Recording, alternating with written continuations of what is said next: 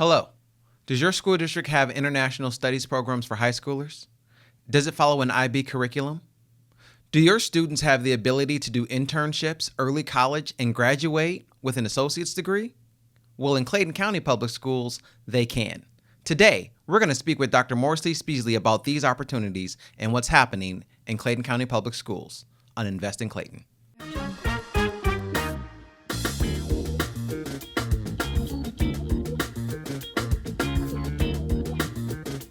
Hello, and welcome to Invest Clayton. Today, we're speaking with Dr. Beasley of the Clayton County Public Schools. Dr. Beasley, thank you for joining us today. Thank you, Kelfani. Glad to be here. Oh, man. Well, I got to tell you, there are so many things that we have to cover. I know we don't have time, but I want to start at the very beginning, and that is, what brought you to education? Oh, that's a great question. I'll keep it short.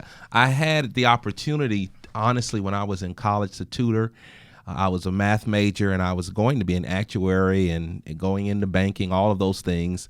And after the fall of the savings and loan industry, I decided that I would go into education. So I decided to pursue a master's degree.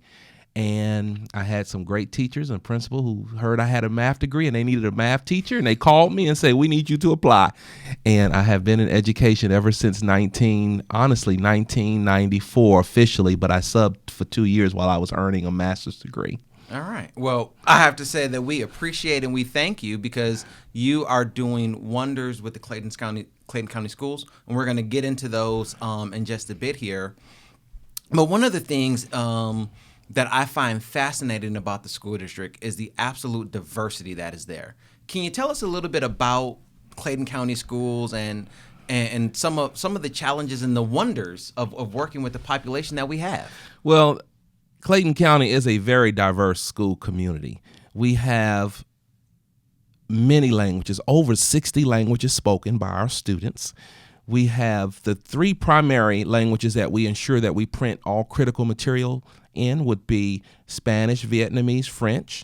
And many of our students who speak French come from across many places, not just the places like Haiti, but from many parts of Africa that speak French. So we have an amazing amount of diversity, over 55,000 students. 20% of our students are Hispanic. 70%, and this number is decreasing, are African American. And we find ourselves, as many other school districts are, just on the cusp of many demographic shifts. We've got a diversity of income, a diversity of languages, a diversity of races, a diversity of, I will say, of opinion, a diversity of cultures. And so within our schools, you will see just a range, a continuum of diversity. It all depends on what you want to experience in Clayton County Public Schools, or what you would like your children to experience in Clayton County Public Schools. Now, let's talk about that, because aside from the fact that the school district is committed to the moving of information in all of those languages so that it can communicate with the parents, which is amazing, because I'll tell you, the school district that I grew up in was not as equally diverse, but was diverse language-wise. And it wasn't until I was in high school that I saw the district regularly communicating in languages other than English. So I applaud Clayton County schools for not only doing it now, but doing it in so many languages. And the school district even has immersion programs. So for those students who are primary English, but want to not just, I studied it in high school, but actually learn a language. Tell us about your immersion programs. Well, the dual language immersion programs are with some of our gems. We have one where the students start out in the pre-K and kindergarten learning Spanish, and they matriculate. As they matriculate from grade level to grade level, they continue to learn the content. They learn their content, half of the day in Spanish, half of the day in English. and then the content changes for maybe the second semester. It's called the 50-50 model. But by the time those students get to sometimes second and third grade, they are very proficient in more than one language. They are what we call multilingual and multicultural, because we don't just teach the language, we teach many aspects of the culture in which the language has developed from. So we have Spanish, we're bringing a French dual immersion program online, and a Mandarin Chinese dual immersion program online. And my goal is to, at some point, to do an Arabic dual immersion program. I want our kids to really be very proficient in the languages in which the majority of the world speaks. And whether we realize it or not, the majority of the world doesn't speak English. And we have to, English is the language of business, if you will, but there are many cultures that do not speak English. And so it's important for our students, even if they want to do business, to speak English, but also to be able to speak the language that people are speaking, the majority of the world's people are speaking, other than English, in order to do business, effective business, and communicate, appreciate those cultures. And you cannot say that loudly enough or often enough. So myself, having had two majors in college, history and linguistics, I'm critically familiar with that subject area. The language of business today is English. Before that, it was French, and before that, it was Latin. So the language of business can and will change. It will. Well, so at some point, English may not be the language of business. So we have to prepare our students now for that eventuality. Well, and the truth of the matter is, and I'll go here because I can, I'm an educator, we have grown up in a very Eurocentric world, and the world is, the focus is changing from the Eurocentric piece to more Asian, yes, and other parts of the world. We just have to acknowledge that reality. In the next 10 years, the top two world economies will be China and India. Yes. It will not be the United States. So it is what it is, and just by the numbers themselves, we've got to make adjustments. And if you look at history, there have always been shifts. Yes. And so we're just living through one of those more historical shifts. But it's amazing to see our school district on the forefront of doing that. And again, like you said, it's not just the language, it's the culture. It's understanding when to cross your legs, when not to cross your legs. It's understanding when you're in a business meeting how to position people for taking a picture so that you don't offend your host or your guest. I'll give you they sound simple, yeah, but I'll give you a classic example. When we have graduations and we award diplomas and everyone comes by to shake your hand, I'm very mindful that there are some cultures where some people are not very comfortable shaking the hand of a male. And so I don't take it personal, and I'll extend. And if they shake, that's fine. If they don't extend to shake, I understand. I withdraw and I keep it moving, and we just tell them congratulations. And you just have to be mindful of that. And sometimes we think that our culture is we become so prideful, or if you will, or we think our culture is the only or the best. Yes. And I don't think any culture is the best. I think that there are positive and negative aspects of all cultures. And our goal is to teach our children what those positive aspects are, what the negative aspects are, and allow them to become critical thinkers to decide exactly how they will use that information to navigate the world. You're providing them with something that a lot of us grew up with, and that is the inherent ability to code switch, to go into a room, to read that room, and to understand, okay, today, this is how I carry myself in order to get to the point where I need to be. And that critical thinking aspect of it is amazing. With all of this, it brings up a term that we hear thrown around a lot. And so I just want to know about the IB, the International Bac. Without even talking about IB curriculum, what you just described to me sounds even better and leap years ahead of that. So tell us about Clayton schools and the IB curriculum. I am pleased to share we are the only school district in Georgia that offers both the International Baccalaureate and Cambridge program, diploma programs, the only school system. We're the only school system that offers the Cambridge program diploma here in the state of Georgia. We're excited. And so those programs, those diplomas basically allow our students to be very global in their approaches and their options as well, because those diplomas are recognized by universities around the world. And basically through those programs, students are they develop their critical thinking, that they develop their cultural awareness, they develop their ability to communicate, they develop their ability to collaborate, not just with people who may look like them or on content that they're comfortable with, but on content that they may not be comfortable with, realizing that you don't know it all, no one knows it all, but you've got to be able to collaborate and bring all the thinking people to the table in order to solve a problem or a set of problems. And so those programs that we're so proud to offer in Clayton County Public Schools provide another choice option for our parents, for our students.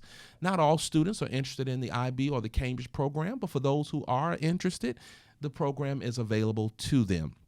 Again, it's one of many. We also have many magnet programs. We have a medical magnet. We have an early college magnet. An early college magnet, for those who may not know, would be that not only will one earn one's high school diploma, but at the same time, they're also earning a college credential, an associate degree, etc. And so we have many options available. And for those who are not interested in trying to do life too fast and get a college degree in high school, they can just take advanced placement. Which basically provides our students the opportunity to take college-level courses. And for those who say, I just don't want to do college too soon, I want to enjoy high school without the college experience, I don't know if they'll be able to do that too much in Clayton, because it's our expectation that all of our rising ninth graders starting next year will take at least one advanced placement course, because we pride ourselves in being career and college ready. And we don't believe that a student is college ready if they've not had access to a college level curriculum or opportunity at the high school level. And so, but there are many opportunities. We have fine arts. We have career pathways in all of our high schools, and we'll be building with our new, with the renewal of the SPLOS, we'll be building our first college and career academy that will have programs such as aviation, artificial intelligence, transportation and logistics, just to name a few areas. And so many opportunities. So IB, of course, Cambridge, of course, advanced placement, of course, dual enrollment, of course, fine arts, of course, dual language immersion, of course, health magnet, medical magnet, of course, college and career, early college career academy, of course, many options. And we're going to continue to provide our students these options, our families these options here in Clayton County Public Schools. So there is absolutely no lack of opportunity in Clayton County Public Schools. You have designed and are curating a curriculum for everyone. Well, let me say this. Oftentimes people say, well, how are you all doing with curriculum? We are an accredited school district. People talk about what happened 10 years ago before my time, and I often say I don't really respond to that. I have to, but I choose not to, because that happened 10 years ago. It was a governance issue with the board, had nothing to do with the curriculum, students and parents, etc. But that was 10 years ago. That's not our issue anymore. As a matter of fact, in the spring of 2018, we had our 5-year accreditation renewal visit, and we were commended in 3 areas. One area was governance, one area was professional learning, and listen to this, the third area was our outstanding instructional practice, where we have aligned our practices with our standards. Say that again. We were commended with outstanding instructional practices, where we have aligned our curriculum with our standards and our instructional practices occurring across the board. And people should know that we're thoroughly convinced that developing critical thinking, collaboration, creativity, and communication should be occurring not just in one content area, if some people would say the STEM fields, but in all content areas. So our kids are developing what we call the STEM behaviors, if you will, in all content areas. Our teachers are focused on academic discussions, which they are actually using the language of the content to talk about learning and problem solving. Our teachers are very much on the pathway of engaging students in higher order thinking questions, not just how or when, but why. Why are things occurring? Our elementary kids will all be doing problem-based learning next year, where we expect them all to solve a problem, some problem, whether it be a local problem, a state problem, a national or an international problem. So I'm going to interrupt you right there, because that gets to what you just said about the commendation that the school district received, and something that you and I had talked about before we got on camera. And I just want you to elaborate a little bit for our viewers and listeners, and that is the idea that we're not just teaching 2 + 2 is 4, or we're not just teaching geometry. We are teaching to solve problems. We are giving kids the ability to take what we talked about in school today, to go home and apply it so that you can actually move forward in your everyday life. Well, Kelfani, the truth is this. The students who are in our schools today, they will be living in their mid-20s and 30s in the year 2050. Think about that. What's going to be different? We've got to train them for jobs that we have no idea will exist. And so we've identified some skill sets that transcend any job. Critical thinking would be one of those skill sets. So we have a very intentional focus on developing critical thinking skills. We know that communication will be very important, whether you're communicating in this type of platform, or you're communicating something that you have learned, or a problem you've solved, or you're communicating some type of technical content, etc. So we're developing within our students the ability to communicate in a variety of platforms. We know that creativity is very important.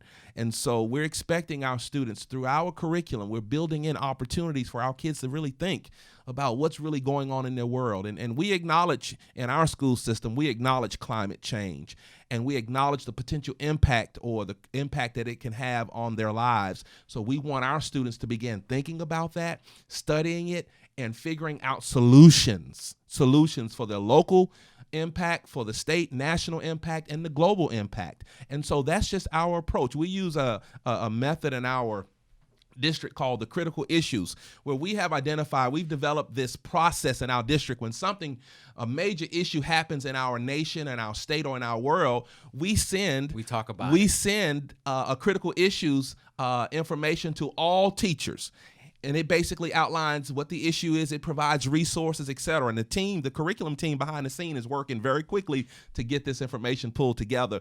But it provides teachers a tool that they can then engage their students with on a very critical issue. So in Clayton County, we don't run away from critical issues. No. We embrace critical issues, but we embrace them within a context of, we're going to show our students how to think critically, how to figure out the pros and cons about an issue, and how to come to their own conclusion about that particular issue, or their own resolution or solution to a problem. Now, through that, you said something, and I'm gonna run with the cliche. Okay. And you talked about creativity. Now, there are all sorts of creativity, but there's something that we haven't talked about yet in Clayton County schools that I definitely cannot leave this interview without talking, and that is our creative arts department. And two of our high schools, you want to tell me about those two high schools? Because, I mean, in case you didn't know, viewers and listeners, we have two very special high schools here in Clayton County. That's correct. Well, let me first say, Clayton County Public Schools, we are the fine arts capital south of Atlanta. We don't take anything from Atlanta, but south of Atlanta, we are the fine arts capital. We are probably one of few school districts that have our own performing arts center. We have a performing arts high school, a performing arts middle school, and a performing arts elementary school. So anyone who's interested in the performing arts can matriculate from elementary to middle to high school. You mentioned two high schools. We have Stillwell Performing Arts. We have the M.D. Roberts Middle School, which is a performing arts middle school, and now we have K. Pace Elementary School, which is a performing arts middle school. The other high school is Elite Scholars that you may have been mentioning. It's not a performing arts school. It's an early college academy. But I want you to really understand, and I want our viewers to understand, when it comes to performing arts, you won't find a community that's more immersed and that advances and promotes the performing arts than Clayton County Public Schools. From Orchestra Noir to our kids right now have artwork on display at the High Museum of Art. You should go. I've gone down there. It's beautiful. Our kids, the art that our kids have done is is of equal or greater value than anyone else who can do art at their age level. I mean, they've gotten national accreditation. We are probably the only district in Georgia that has national magnet accreditation. Yeah. Yeah. I mean, yeah, so it is the things that are coming out of Clayton County schools are literally second to none. They are. Well, listen to this. You say things. Our students at Jonesboro High School mock trial team has, for the second year in a row, won state mock trial competition. These young people, if you saw them in action, you would think they were actual lawyers. And they're going to national competitions. We've placed at the international level mock trial. Listen, the narrative for Clayton County is we are in pursuit of high performance. That's our narrative. That's our story. That's our work. That's what we're doing. Do we have challenges? Of course we do. I don't know of a school system in America that doesn't have challenges. But are our students producing? Are we moving our school system in the right direction? Of course we are. That's our story, that we are in pursuit of high performance, and we will be. In many cases, we are already in many areas competitive when it pertains to how our students are performing and the options that are being afforded to our students once they graduate from Clayton County Public Schools. So let me be the devil's advocate. Can't be the devil, because I like let devil. me be that little negative spark of flame, because you said something that I love. Just a little bit about me. So I did study abroad for a semester when I was in college. And so I got exposed to the European system of education. And I was blown away when I met a 19-year-old who told me that his job, he was a bookkeeper. And I'm like, well, okay, so like, are you in college? He was like, no. He's like, I did that from my high school. Like I graduated high school ready to enter the workforce, and this is what I do. I mean, and he made, really good money for it. Like, it was like a junior level accountant. You talked about Clayton County schools raising the bar and expecting all of the incoming ninth graders at some point in their career to take an advanced placement class. So here's where the negativism comes in. How are you going to do that? How are you going to make sure that all of these kids are able to be successful in that endeavor? Well, that's a great question. And you say, how am I going to do it? The question that I have for the community is, how are we going to do it? The conversation is about equity. That as adults, I should not be the gatekeeper to tell a child what he or she cannot do. I want to provide them an opportunity to at least try, the support to be successful in that effort. And then if they say, I've tried, this is not the pathway that I would like to go, then we're ready to provide another opportunity. So the expectation is 100% will be afforded the opportunity, access, equity of access, equity of opportunity, equity of resources, equity of support, give them what they need to be successful. But we are aware that as we shoot for 100%, we may only land at 80%. We're good with that because 80% is still better than 10%. In this regard.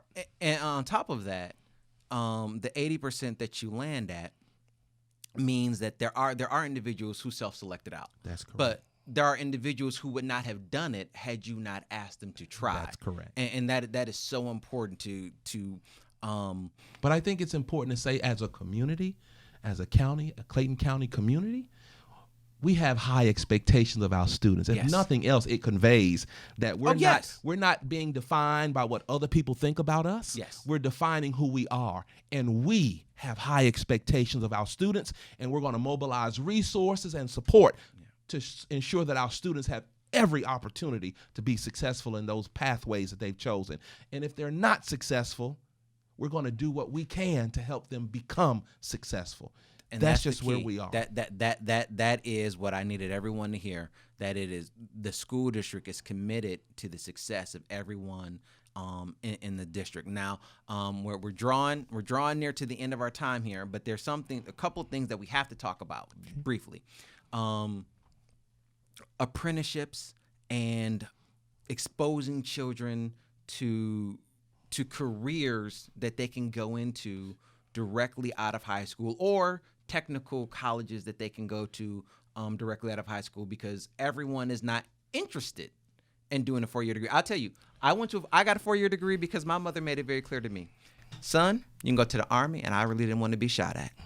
You can go directly to the workforce, and the jobs that were available directly in the workforce out of my high school were not the kind of jobs that I wanted to do. Or you can go get a 4-year degree. So I went and I got a 4-year degree.